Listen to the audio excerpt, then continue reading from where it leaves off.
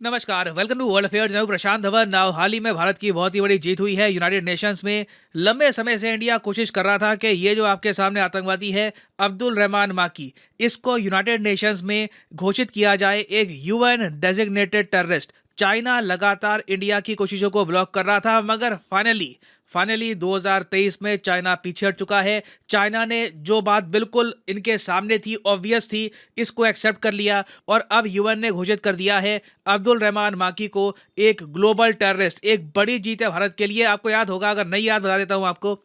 आज से 6-7 महीने पहले मैंने ये वीडियो करी थी अपलोड, China saves Pakistani terrorist from India and USA. उस time Bharat UN security council में एक अस्थायी मेंबर था। जी हां, अब नहीं है। आज के समय जब मैं वीडियो बना रहा हूं, यूएन का जो सिक्योरिटी काउंसिल है, जहां पर 5 होते हैं परमानेंट मेंबर और 10 होते हैं अस्थायी मेंबर, नॉन परमानेंट मेंबर, यहां पर इंडिया नहीं है। इंडिया का टेन्योर 2022 के अंत में खत्म हो गया था। तो उस टाइम, आज से 6-7 महीने पहले, इंडिया यूएन सिक्योरिटी काउंसिल का मेंबर था। तो इंडिया और यूएस दोनों ने कोशिश करी थी कि अब्दुल रहमान को एक यूएन डेजिग्नेटेड आतंकवादी घोषित किया जाए, मगर China being a UN security council member, China ने इस सारे प्रोसेस पर स्टे लगा दिया। ये कहा कि देखिए, ये सब जो हमारे सामने अभी सबूत है, ये अपनी जगह है, मगर हमको अभी और सबूत चाहिए, हमें और एविडेंस चाहिए अब्दुल रहमान के बारे में, तभी हम कह सकते हैं कि ये आतंकवादी है। जबकि बाकी आप अगर देखोगे ना, उस टाइम 14 जो बाकी मेंबर हैं यूएन सिक्योरिटी काउंसिल के, वो सब कह रहे थे कि ये आतंकवादी है। बस चाइना ही कह रहा था कि we are not sure about this. और बाकी 14 कंट्रीज इतने श्योर क्यों थे अब्दुल रहमान के बारे में? क्योंकि ये आदमी, पहली बात तो, ब्रदर इन लॉ है हाफिज सईद का, जो अपने आप में यूएन डेजिग्नेटेड टेररिस्ट है। और वैसे मैं ये नहीं कह रहा कि हाफिज सईद का रिलेटिव होना ही काफ़ी रीज़न है। इसका एक प्रॉपर ट्रैक रिकॉर्ड है। इसने बड़े स्केल पर लश्कर ए तोयबा की डेवलपमेंट में पार्टिसिपेशन करी है। काफ़ी बार जब हाफिज सईद को हाउस अरेस्ट में रखा गया या फिर हाफिज सईद बिजी था कोर्ट के ट्रायल्स में, उस वक्त अब्दुल रहमान माकी ने काफ़ी बार रैलियां करी है, इंडिया को वार्निंग दी है पाकिस्तान में हज़ारों लोगों के सामने। और ये सब कई सालों से चल रहा था। 2010 से ही ना यूएसए ने कहा था कि यह आदमी बहुत डेंजरस है, ये ऐसी बातें करता है पाकिस्तान में कि फिर से 26/11 जैसा हमला करेंगे इंडिया पर। और इवन 26/11 अटैक्स में भी ना इसका एक बड़ा रोल था। तो आप सोच कर देखो कितना लंबा प्रोसेस रहा होगा कि 26/11 हमले कब हुए? 2008 से लेकर 2023 का टाइम लग गया। अब जाकर हम हाफिज सईद और अब्दुल रहमान माकी दोनों को घोषित कर पाए हैं एक यूएन डेजिग्नेटेड आतंकवादी। और ये सब हुआ किस कमेटी के अंडर है? देखिए, यूएन सिक्योरिटी काउंसिल की एक कमेटी है जिसका नाम है कमेटी 1267। इसको अल कायदा सैंक्शंस कमेटी भी कहते हैं। इसके अंडर दोनों को सैंक्शन किया गया है। और इसी के साथ अब पाकिस्तान में टोटल यूएन डेजिग्नेटेड टेररिस्ट कितने हो गए हैं पता है आपको?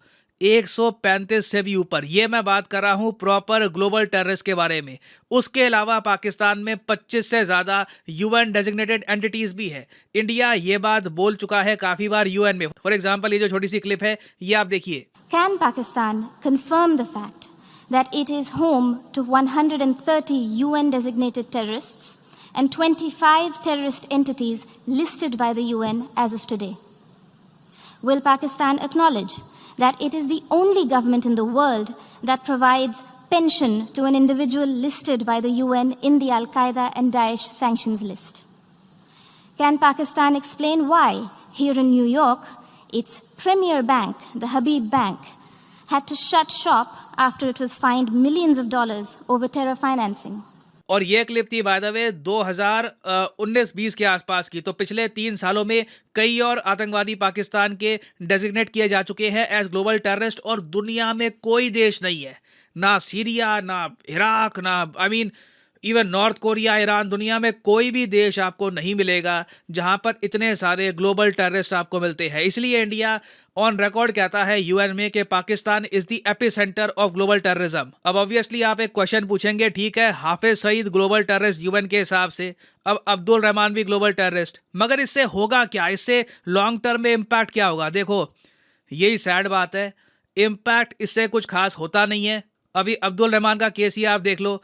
तो पाकिस्तान में हालांकि इस पर चार्जेस लगे कि ये आतंकवाद को फाइनेंस करता है। और पाकिस्तान के एक कोर्ट ने कहा भी कि बिल्कुल हमारे सामने सबूत ऑब्वियस है, ये आदमी एक टेरर फाइनेंसर है। मगर अचानक से क्या होता है कि जैसे ही अब्दुल रहमान कन्विक्ट किया जाता है, इसको कई सालों की जेल सुनाई जाती है, अचानक से कुछ चेंजेस होते हैं, एक नई कोर्ट में चला जाता है इसका केस और इसको कहा जाता है कि सिर्फ 50,000 रुपए का फाइन पे कर दो और आप खुले घूम सकते हो, कोई आपको रुकावट नहीं होगी। तो इतना कुछ करने के बाद भी ये जो आतंकवादी हैं पाकिस्तान में खुला घूम रहे हैं। और इसलिए इंडिया काफी बार कह चुका है कि यूनाइटेड नेशंस अपने आप में ना एक फ्रोजन मैकेनिज्म बन चुका है। ऐसा लग रहा है कि ये 1945 में ही जम गया है, चाहे मेंबरशिप की बात हो या फिर पॉलिसीज की बात हो, इसके इम्पैक्ट की बात हो। ग्राउंड लेवल पर अब हमने तो अपना काम कर दिया, ठीक है, कल को हम एटलीस्ट जस्टिफिकेशन दे सकते हैं इसकी इंटरनेशनल कम्युनिटी में बाकी कंट्रीज को, मगर ग्राउंड लेवल पर कुछ इससे चेंज होता नहीं है पाकिस्तान में। और तो और एक बहुत ही इंटरेस्टिंग बात यह भी है कि अब्दुल रहमान माकी अगर आज से कुछ महीने पहले एक ग्लोबल टेररिस्ट घोषित हो जाता ना, तो शायद पाकिस्तान FATF की ग्रे लिस्ट से बाहर ही ना निकलता। चाइना ने बहुत ही टैक्टिकली, मैं कहूँगा, कुछ टाइम दे दिया पाकिस्तान को कि हम यहाँ पे इसको रोक के रख रहे हैं, इसके डेजिग्नेशन को, इवन दो हमारे सामने सारे जो प्रूफ है, it is in front of us, everything is very obvious, मगर तब भी चाइना ने टैक्टिकली पाकिस्तान को कुछ महीने दे दिए और अभी पाकिस्तान बाहर आ चुका है FATF की ग्रे लिस्ट से। और मुझे यहाँ पर ऐड करना पड़ेगा कि चाइना भी आराम से इस आतंकवादी को 3-4 साल तक बचाता रहता।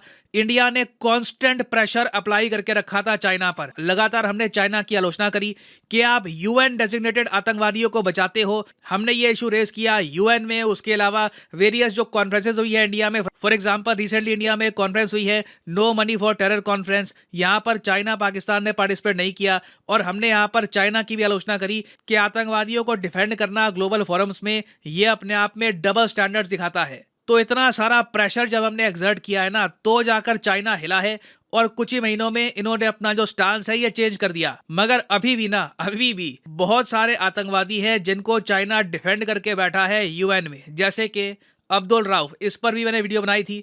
उसके अलावा साजिद मीर, शाहिद महमूद, इन पर USA ने ना मिलियंस ऑफ डॉलर्स का इनाम रखा हुआ है।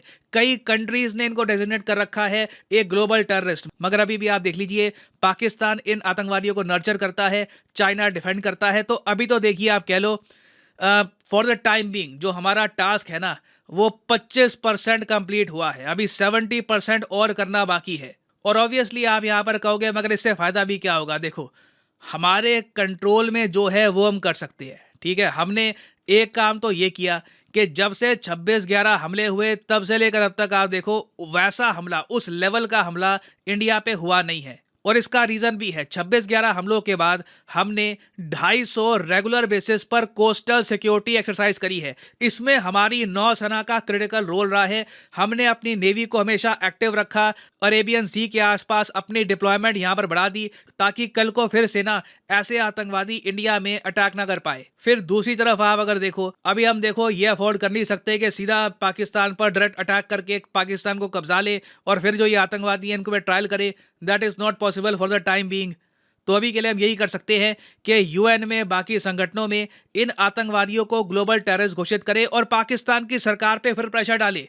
You are defending global terrorist, इतने सारे जो UN डेजिग्नेटेड टेररिस्ट हैं आपके देश में, टेक एक्शंस अगेंस्ट देम। तो अभी के लिए मैं कहूंगा कि मेजर विक्ट्री है, मगर अभी भी बहुत सारा काम करना बाकी है। This is a long war. अभी हमने, आप कह लो, एक बैटल जीती है, मगर जो वॉर है वो जीतनी बाकी है। और फाइनली यहाँ पर मैं ये भी ऐड कर दूं कि आप किसी भी एग्जाम की तैयारी कर रहे हैं, चाहे SSC, बैंक, UPSC, आप सिंपली परचेज कर सकते हैं अनअकैडमी के क्वालिटी कोर्सेज, जिससे घर बैठ के आप तैयारी कर पाएंगे। और ये कोर्सेज परचेज करने के लिंक्स नीचे आपको मिलेंगे इस वीडियो के कमेंट सेक्शन में। यहाँ पे एक कमेंट पिंड होगी।